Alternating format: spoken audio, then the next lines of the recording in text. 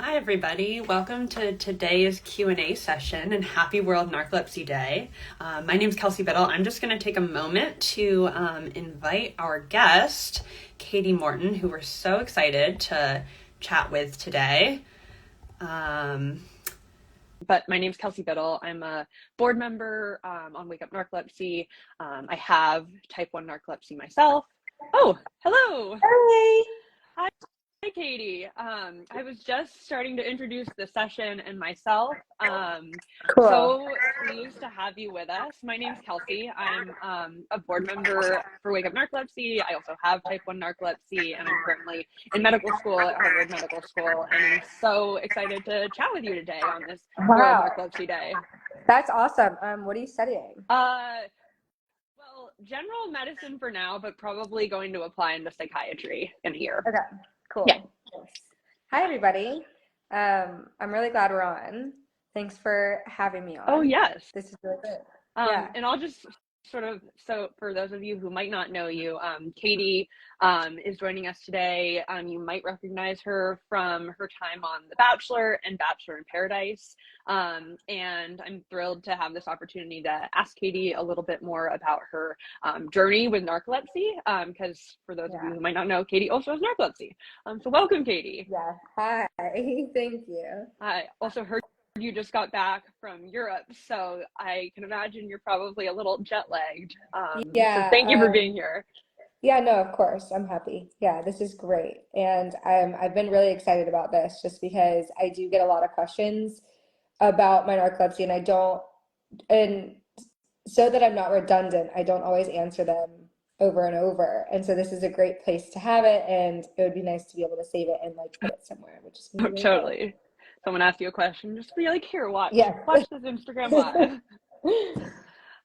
Well, since we only have 30 minutes, so right with you, I'm just going to jump right into some of our first questions. I'd love to sort of go back to the start of your narcolepsy journey, and I'd love to hear a little bit more about sort of when you were diagnosed, what that process was like for you, and what ultimately your diagnosis was.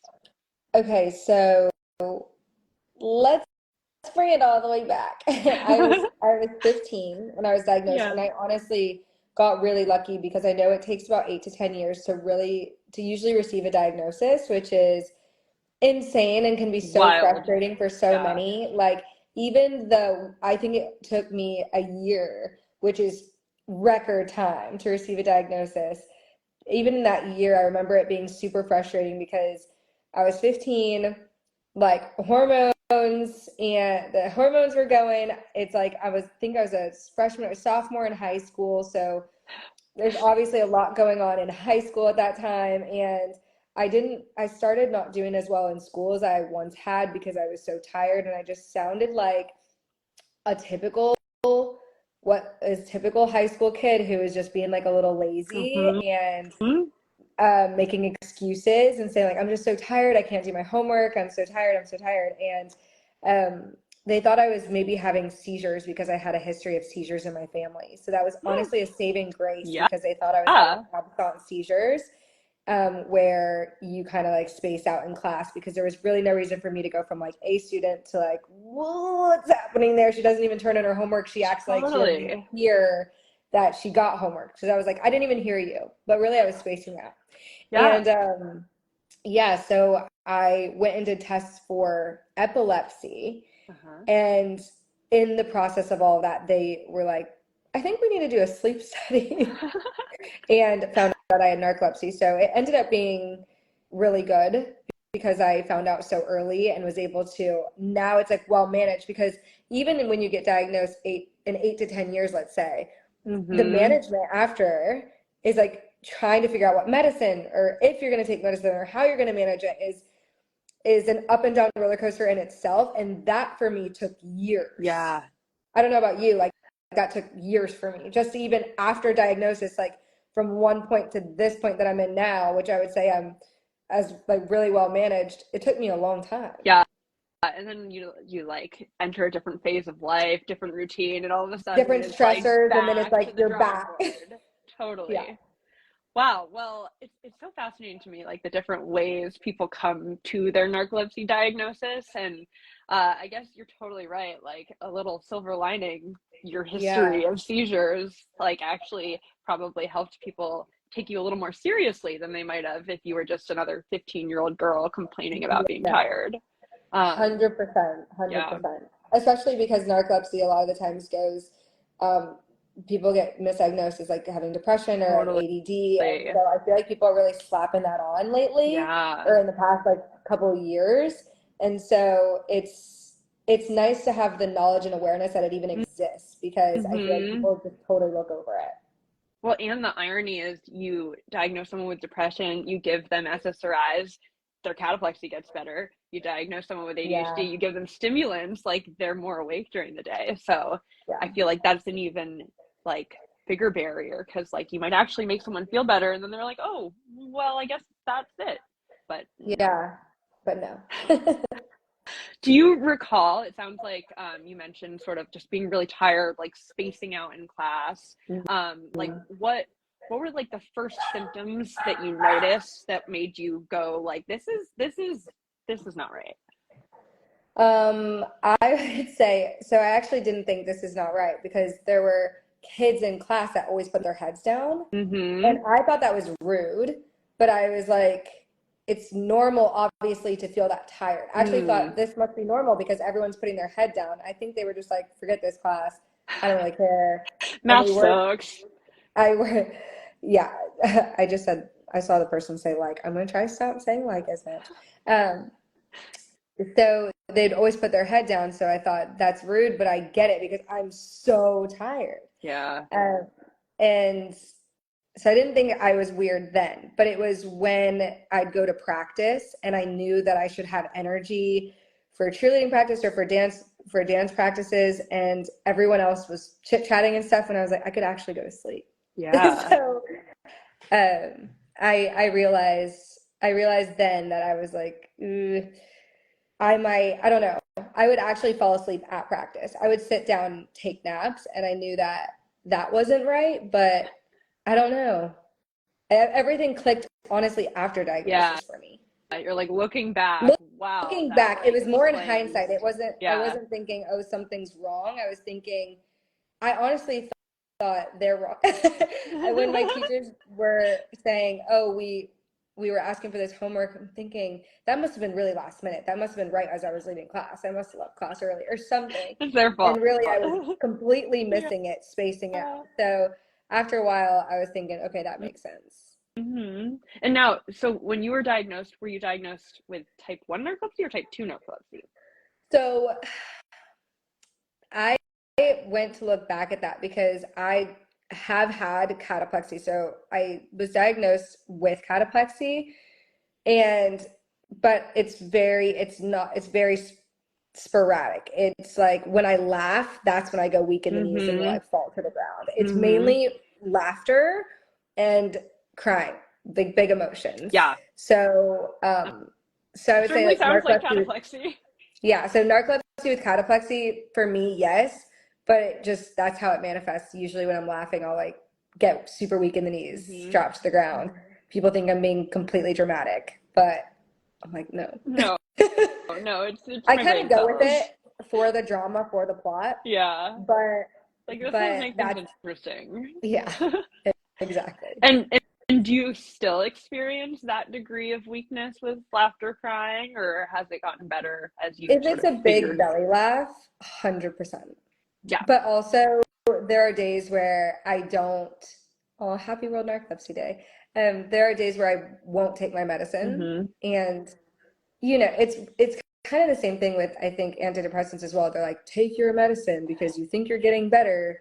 It's the meds, and so I'll be like, I've been awake all day, every day for months. I'm not gonna take my medicine You're because like, I'm I'm fine. good. Like I'm fine. So I usually experience it more when I don't take my medicine for obvious reasons. That makes sense. Yeah. A little hard to just like willpower like Yeah, erection, you know. exactly.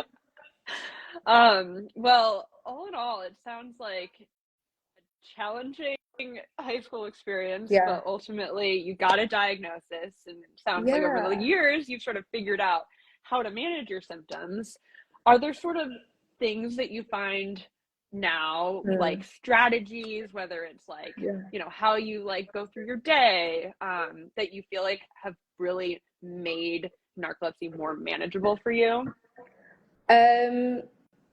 Yeah, I would say I'm glad that I got diagnosed in high school because I was able to design my life.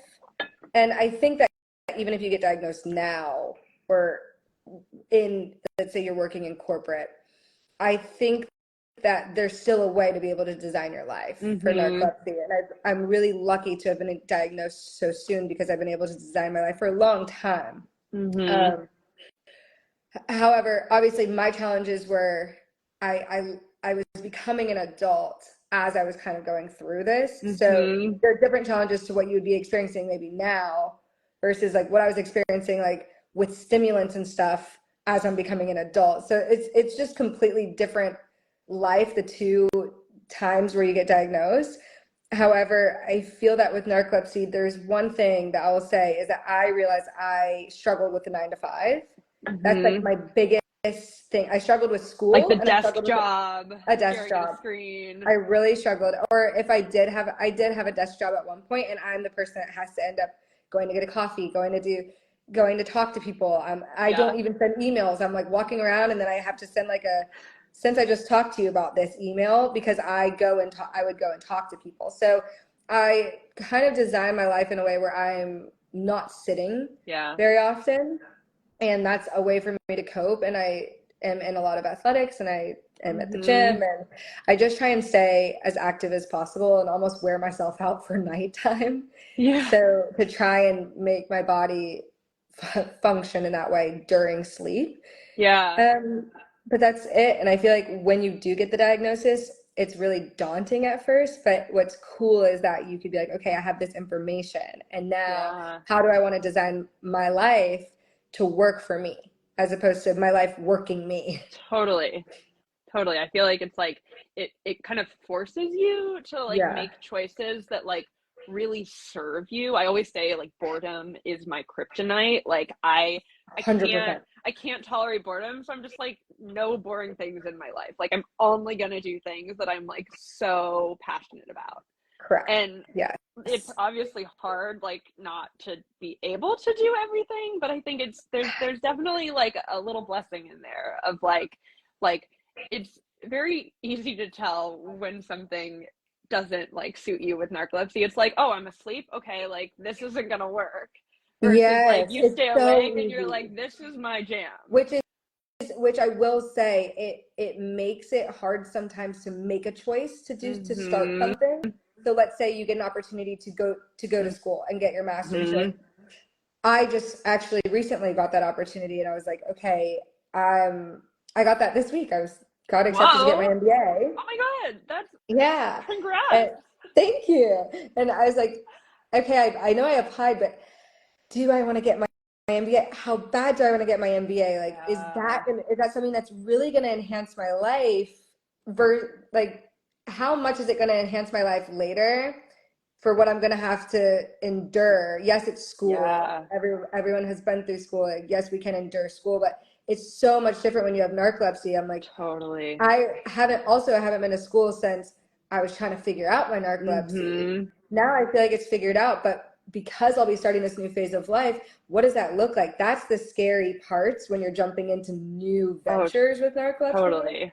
And that's when it's so good to have a community. Even when you were saying like, I'm going to school, I'm like, okay, so I could maybe, you start thinking, all right, so there's other people doing school like this. Totally. Like, there's other, and I know there are, but it's so much better when you have a community of other people helping you to make those decisions and support you, because it isn't easy.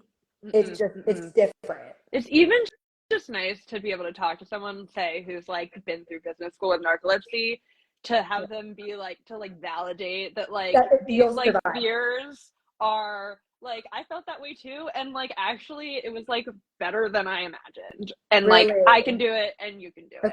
I feel like at least for me, like talking with other people with narcolepsy in medicine, it's like helps to like know, like they validate that like I'm not alone in my feelings, but they also validate that like it's doable, and it's just sort of about these choices we make and figuring out how to like make these things work for us. Yeah, and what's cool about that too is when you decide to go to school and things like that, you're like, actually, I'm going to school now. I'm going to make this choice. And I have so much more information about myself, about my situation than I did before. I have so many more tools in my toolbox that this isn't going to be an issue, because it was an issue then. It does not have to be an issue now, because now we know what's coming. You know what's coming, you know how to handle it. Totally. And you know how to ask for help and advocate for yourself, which is really hard to do as a 15-year-old. Very hard to do. Your confidence like really isn't there yet. Like in the toilet. Yeah, it's not there. You don't want to feel stupid and all this stuff. Now I have no problem being like, okay, I need some help. I need a little extra time. You don't want to look different. You don't want to like be, you know, the peer pressure. Yeah. Like peer pressure is always there, but I feel like it lightens up the older you get. Also in college, you're like, I want to go out. I can't go out the same way my friends were going out. Yes. And then also do well in school. I was like, first of all, what do I think I am? I noticing some questions pop up, and this is a little bit of a detour, but someone in the chat, it sounds like you were in London recently, asked if things like weather, like the gray weather in London, you find like affects your symptoms or energy level with narcolepsy. Yes, so I'm in London right now. So I just got back from Barcelona yesterday, and London is where I just applied to get my MBA. I'll be coming back to America next week for a little while, but so I applied to get my MBA. It starts technically in November. There's another one that starts in February, and because I know that my narcolepsy last year, I did struggle. The gray weather, I'd never lived anywhere but sunny states. I lived in Florida and I lived in California, and it did make me feel so different being here, it getting dark by 5 p.m. My body was like, time to go to bed. Time to go to bed. Nap so time. I applied for November, but then I reached back out to them and was like, maybe February? So then I could go home, stay home for a long time before coming back and just trying to really soak in as much sun as I can if I'm going to be here for that. Oh, vitamin D surplus. Yeah, it did really affect me, I will say. Yeah. Because I mean, I know it affects everyone, but I also recognize that my routine was off last year and I didn't have a gym. And man, gyms have helped me a lot with my narcolepsy. Like exercising, I know it's hard I can't exercise in the afternoon, or I don't exercise in the afternoon. I exercise in the morning because as soon as I get up, that's when I have my energy, and it kind of gives me a little push of energy for the day. Totally. Speaking of sort of shifting environments, you obviously went on The Bachelor and Bachelor in Paradise, and I'm truly so curious how that sort of shift, not only into like the new Bachelor environment, but also just like into the spotlight, like how that was for you in the context of narcolepsy. Emotionally, my emotions were so high, and I didn't quite have the tools yet to regulate that height. So I would have big crashes. And that was really hard, because then after crashes where I miss out on things, or maybe miss doing things, or miss emails or whatever, because I've had such a large crash, then I get anxious. And so maybe it really sent me on a roller coaster that I didn't know how to like stop. I was like trying to press like the stop button, and I was like, it's not stopping. So it was a blessing when it slowed down a little bit, although it was all a blessing. Like I'm really happy it all happened, and I got so many tools from that. But man, it's the high emotions of especially a reality show, especially one about romance, they were exhausting. It was really exhausting. Yeah. And I know I saw a few questions about sun lamps and stuff. In London, I also got a sun lamp. It did save me. I also got vitamin D supplements. It did help me. And then I got a gym. So I am way more prepared this winter than I was last winter. I did not Heck have yeah. but yeah, so that's how it felt on a reality show. It just felt also the hours of sleep are I didn't have a watch anyway. And we would go to bed at like 3 a.m., sometimes wake up at 7 a.m. Wow. And so you get a small amount of hours of sleep. Of course, your brain's not quite giving you all of the hours of sleep that you may need. And so Yeah. I was crashing during the day, but that's the time where they're like, wake up. And you're like, oh. Someone just asked me how I survived night one. Yeah. Which was the biggest night of them all. And here's how I did it. Remind us for people who might be less familiar with night one, like how long is night one? So on The Bachelor, night one is where you walk in and you meet the Bachelor, and there's 30 girls in a house and you have to kind of fight for time to talk to them. Night one lasts all night long. It literally lasts till the sun comes up. Till the sun comes up. Yes, it does. You're getting ready throughout the day. That morning, you pretty much start getting ready. Probably like noon, I started getting ready. Some girls have a call time of 9. I think mine was 11 p.m. And p.m. Okay. Whoa. And so you're getting ready, fully ready, hair and makeup. So you're taking hours. Then you have to wait, and it's a lot of sitting and waiting. And then you do an interview. You sit and wait. Interview, sit and wait. Then you finally get in the limo. It takes a long time for them to get through those limos. We didn't start. They do a little. He did a toast. I think that probably would have been at midnight, and we started talking forever. So knowing my narcolepsy was going to be something where I'd probably start hallucinating if I talked to him at if I was a 4 a.m.er and that's when my time slot was, I'd be telling him my dreams while I was awake. Yeah. So I made sure to just be super persistent, and I was fourth to talk to him. Okay. And I pushed to be first, and I said, I'm actually not going to stand. I'm not even going to be on camera until I get to talk to him. That's how persistent I was being. I was like, I know that I might not get any screen time because I'm going to sit here and basically be a brat.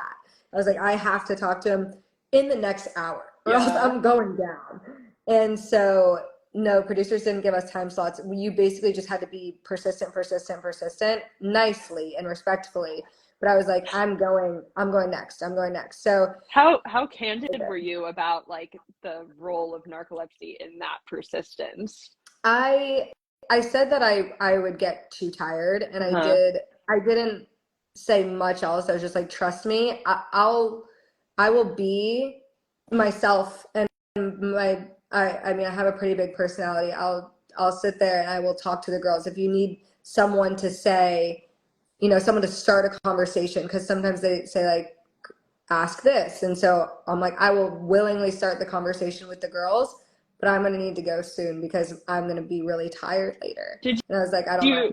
Did you take any naps during this period of time? All the like downtime we're talking about, makeup, everything. I'm like, nap time. Right. But I did I have no, I think I was too anxious. I was kind of, I think at this point adrenaline took over, but they did offer me a nap. They said right before I got in the limo, they said that if I need any naps at any point to pull them aside and ask for one. And so they were really accommodating with nap. And I also waited a while before taking my medicine. I just turned myself into a night owl pretty much. So I did stay up all night, but I was like a little kid who needed a nap. I started to get really hyper. Oh, yeah. And I had to make sure that I didn't drink, basically, because I knew I would get tired. Oh, yeah. And everyone does. I mean, you can see it. Like, once I decided I'm not drinking, I'm like, whoa, now I can really tell who is. Like a glass of wine at 3 a.m. No, not for me. So nope. Yeah, they were actually very accommodating for it because I was the first person who entered the show that they knew of that had narcolepsy. Yeah. And so that's so cool. Yeah, they were actually, I will say they were great about that. And was it something that like you broached with them like before even going on the show, like, hey, I have this condition, like, can we actually set up these accommodations, something like that? I did. They were actually a little apprehensive about it before I went on the show because they had never pretty much handled anything like it before. Yeah. I ended up telling The Bachelor about it as well. Yeah. And no, it was like a no big deal. Like, this is what's going on. This is who I am. This is what's going on with me. I don't like to make it such a big thing, which is why they my life. didn't. This is my life. I'm a little sleepy. And so they approached it with caution and had my doctor send me a doctor's note or send them a doctor's note. And also they got on the phone with my sleep specialist. Wow. Just to see, like, is this going to be something that she can actually do? Wow. And I did have to sign off being up for potentially 24 hours. Like, I did have to sign off that I was taking some risks. Yeah. And I was like, I'm willing to do this. Okay. And that they would give me naps if and when they could. Right. And so honestly, yeah, there was one guy. So the cast producers weren't people I go to for that. There's a completely different person on set that was there for that. And then there was someone that took care of my medication. And like, whenever I would say, like, I do need my medication, someone would come up to me and say, like, what do you need, etc. So I was very well taken care of in that regard. Yeah, which was great. Was it something you debated sharing? Like, did you debate maybe like going in and like not sharing your narcolepsy, or is that just not who you are? You're like, I'm just gonna like.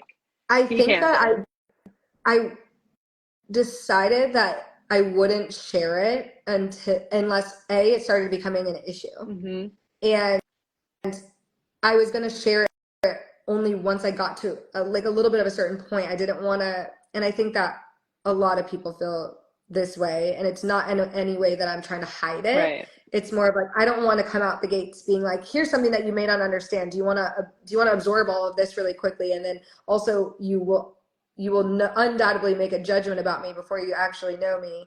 And you won't be able to control the fact that you're making a judgment about me, and you'll be really confused. And if you Google it, you might see Mr. Bean falling asleep on Rat Race. Like, oh God. It's just all so misconstrued, which is why this is so important to have these conversations about this. And so I was like, if I even like him, then I'll have a conversation about it. I was like, first of all, let's see if we even like this person.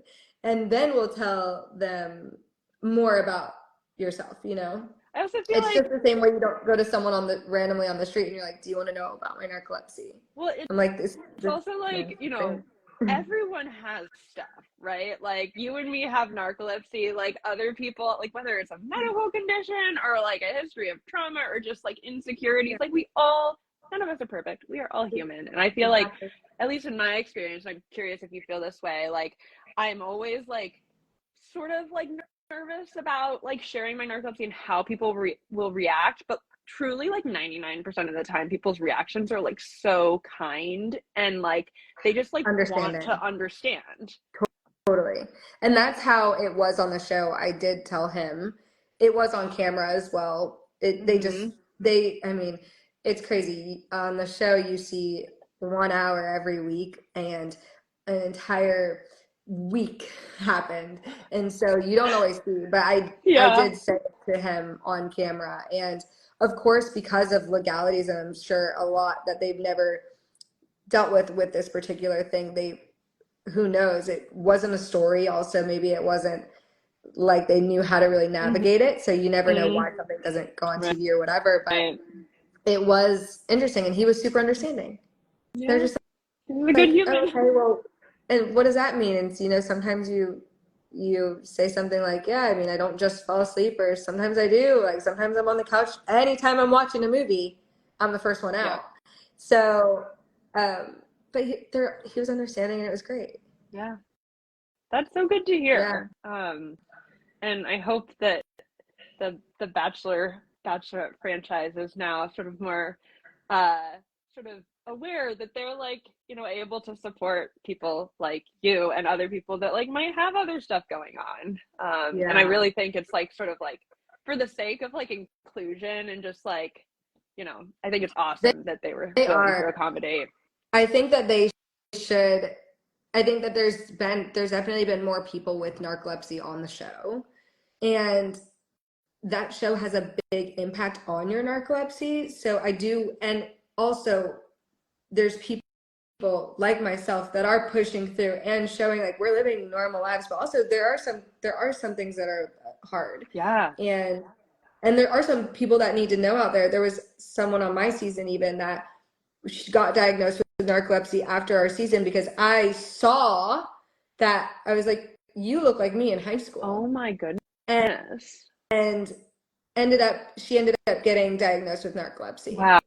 And so, yeah, and which is why there should be conversations around it that are really candid and open, because that also probably changed her life for the better. And she's definitely more able to like have like, I don't know, more functioning life, or like at least answers. So I won't share who it is just for like privacy purposes. And I'm sure they've shared it in ways, but like it was cool because I was like, girl, I know what that is. I was like, I'm no doctor, but you need to go to your doctor and ask them about this. And she got diagnosed. It's also like until people realize that like there are people who go on reality TV shows that have sleep disorders, or people who go into medicine and have sleep disorders, like they won't know it's even possible for them. They'll like think of Mr. Bean, which is just like so far from the truth. And I think it's so important to share like just like the reality of like what it's like to live with narcolepsy. There's good, there's bad. Like at the end of the day, we're all just like people just like trying to like create a good life for ourselves. A little tired. Just a little tired. Just take a couple naps here and there. Just take a couple naps. Yeah. I try and push through the naps, and then I'm like, you're narcoleptic. I'm sure there's been points where you've had to like remind yourself. I'm like, why do I have to take these naps? Oh yeah. Like, I'm trying to do something, and then I'm like, you are narcoleptic, honey bunny. Like, or I'll like get this like, horrible headache, or be like in a fight with my boyfriend, and I'm like, it's nap time, and then whoa, surprise! I feel like a different person, like literally 17 minutes later. It's crazy. I know. I always describe it as like I'm like a little kid who needs a nap because I either get really hyper cranky or like hungry. Yep. And I'm like, okay, it's about nap time. Totally. It's like, what's the hangry equivalent, but like for I haven't had my nap yet. Exactly. We need a word. We're gonna need a word. We do need a word. We'll come up with one later. Yeah, let me know if you think of one. I will. Katie, I don't want to, I'm sure you have a very busy schedule and have plans, and I'm looking at the time and see that we are now at 12:33 Eastern time. So I should probably wrap up. I mean, do you have any more questions? I've had such a good time chatting. Do you have more questions? I mean, I have infinite questions. Do you? I think first of all, just so wonderful to I think put a face to the name, and as someone who has narcolepsy but is not like I'm very open about my narcolepsy, but I'm not like a famous person. It's really refreshing to like see people like you who have a little bit more of a platform just be so open and sort of willing to share. And I think like your story about your peer on The Bachelor, like getting a diagnosis because you were open, like is so, I feel like that is just such an important takeaway. I guess one final question that's sort of like broad is there something that you like wish people knew about narcolepsy or understood, or like one thing you want everybody, narcoleptic or not, to know? Oh man, that's tough. Or two things, 3 things. Yeah, I think that one thing is it's not like the movies. So that's just I think the other thing is you have such a massive capability to design your own life even if it seems like you can't right now. And literally just one foot in front of the other, and you can take a nap on each step. Like as you're climbing the steps, like you can take a nap as you're going up the staircase, and you can take a couple more steps and take another nap, and just keep plugging away and think, you know, I had to sit the other day, like with myself, and I just saw someone say, like, each day is never the same. Like, I love a routine, but I also love to mix it up. Totally. And I had to sit there and say, like, how would designing your life is like designing your days. So like, how would I want my days to look so that I'm able to be like really inspired throughout my day and like have the energy that I really thrive in, but also have time to be able to like choose when I take a nap and choose if I don't want to do the day. Totally. But also can't choose to not do the day every day. So and then write it out and then start making choices towards that is what I would say. Because I feel like that's been my saving grace. Like as I've gotten older, like every single year, I feel like I get more and more towards what I want. Although I do feel like, as someone just said, I feel like I'm behind. I feel that way a lot of times, but I'm like, take another step.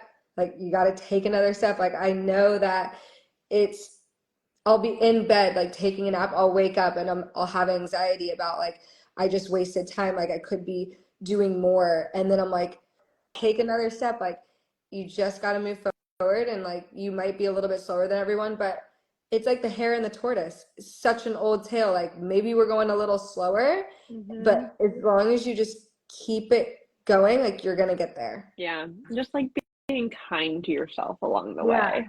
Giving yourself that grace to take the nap and and also just like feel it. Have fun with it. You're like, okay, I now get to design my life. Like it's around taking naps. Like it's around taking naps. Like making sure that I have the alertness. Like, okay, great. Now my life, I can design it and let it be really fun. And it can be like super fun if I want it to be. So like you can do it. And I saw someone say they felt like they were behind, and like you're not behind. Everyone in some way, shape, or form feels like they're behind. Totally. Every single person in the world, and like even at the very, very top, like they're still trying to reach an even bigger top because they feel like they're behind someone else who's at the top. Totally. So that's a natural feeling. And then I have a question for you. Also, a support system, super great. The person who just said that. I mean, a support system is massive because then, as you know. My question for you is, how do you feel that people like myself that do have a platform and other people with narcolepsy could do better to spread awareness? Because I will say that for me, accountability wise, this is basically what I'm asking. Like for me, I don't really talk about it much. I talk about it to people, and I answer questions to people in my DMs, but that's pretty much as far as it goes. And then I, of course, do things like this. Like this is what I do. Without being, I'd love to know other influencers that talk more about this. If you have any, or if anyone else has any down there, please send me a DM. But what do you see or hope for the future, basically? I think, and I saw someone actually say this in the chat, like, I think truly, and this is going to sound so simple, but just like talking about like the ways that narcolepsy comes up in your day life, the mundane ways, the good ways, the bad ways, because I think a huge part of the sort of misconception around narcolepsy comes from these like unrealistic portrayals. And so I think the more we can all do to just be honest about like, this is what it's like to live with narcolepsy, like the good, the bad, the boring, like, I think especially, and like, I'll hold myself accountable and like, I should be doing more of this too. But I think particularly when you have a platform and people are like listening to your voice, it's a really wonderful opportunity to like, it's like subtly educating them. Like you're not actually trying to educate them, you're just sharing your life. whether it's like, this is a picture of me napping, or this is a I picture of know. me I used to like, think, oh my gosh, am I looking so lazy or what? Which is another stigma that yes, that is hard. Like when it's good to have a support system, be like, listen, we're not lazy. totally. We're tired. Yes, But I used to be like, okay, am I bringing awareness or is this look super lazy right now? And it is bringing awareness in a way. Like I have seen one other person post and be like, I am super tired or whatever. It doesn't matter about everyone else. Really, I was like, oh, thank God, because that person's really productive. And to see that they're yeah, tired once is like, okay, I can do this because they can do it. And we all can, basically. totally. So it's cool to see. And I'm really happy that you had me on today. Well, I'm so happy that you joined I'm us, happy that we and got to do this together. Yeah, it's been I really cool. know. Happy And World Narcolepsy Day. I'm happy World Narcolepsy Day, everyone. And I'm really glad that everyone was here and joined. It was really nice. Yes, it's so wonderful to see all the love coming into the bottom of the Yeah, chat. yeah. If anyone ever has any questions or anything, also feel free to DM me. I've really enjoyed sharing, and I love to hear everyone's stories. If you have any stories that you'd like to share, or if you've gotten your MBA and have narcolepsy, or like you've gone to school and like done post grad or anything like that, please share your experience. And I'd love to hear it, or what if you've changed your career, have new career choices, just any stories. I always love to hear in DMs. I'm in there all the time, and I'll see it. So thanks so much. Well, thank you for being so generous with your time, Katie. And I look forward to seeing what your future Yeah, holds. yeah, same with you. Okay. Well, I'll talk to you later, Yes. and I'll see you guys. Bye, Bye. everybody. Thank you so much for joining. Bye.